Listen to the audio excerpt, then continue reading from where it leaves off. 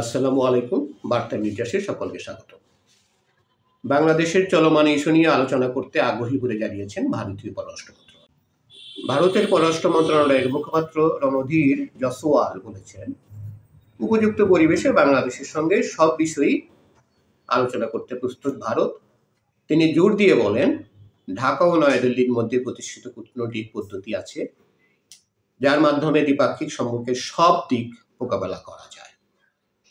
এই মন্তব্যটি এসেছে এমন এক সময়ে যখন ভারতের পার্লামেন্টে পররাষ্ট্র বিষয়ক স্থায়ী কমিটি ভারত বাংলাদেশ সম্পর্কের ভবিষ্যৎ নিয়ে আলোচনার জন্য 4 জন বিশেষজ্ঞকে আমন্ত্রণ জানিয়েছে। এই খবর দিয়েছে অনলাইন দ্য হিন্দু। সূত্র দ্য হিন্দু জানিয়েছে যে এই বিশেষজ্ঞরা হলেন সাবেক জাতীয় নিরাপত্তা উপদেষ্টা শিবশঙ্কর মেনন, অবসরপ্রাপ্ত লেফটেন্যান্ট জেনারেল আতাউল হাকিম হাসনাই, ঢাকায় ভারতের সাবেক হাই কমিশনার রিবা গাঙ্গুলি দাস এবং জওহরলাল নেহরু বিশ্ববিদ্যালয়ের অধ্যাপক অমিতাভ মাত্র। রণধীর জসওয়াল বলেন, বাংলাদেশের সঙ্গে সব বিষয়ে আলোচনার জন্য আমরা প্রস্তুত, যদি তা পারস্পরিক উপকারের উপযোগী পরিবেশে হয়। এই মন্তব্য করেন 1996 সালের গঙ্গা পানি বন্টন চুক্তি নবায়নের বিষয়ে এক প্রশ্নের জবাবে।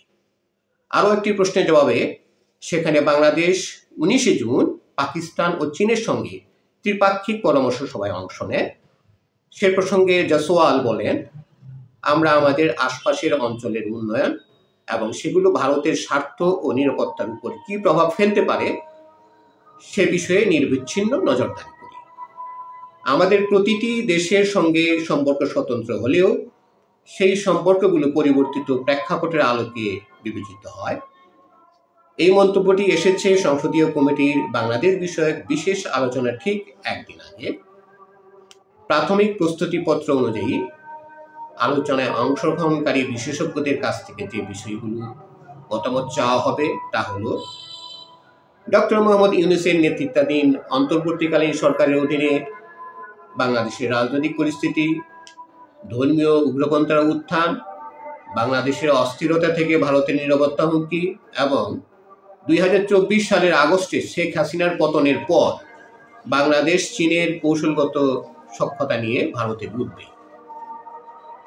আমাদের সাথে থাকুন, চ্যানেলটি সাবস্ক্রাইব করুন। ধন্যবাদ।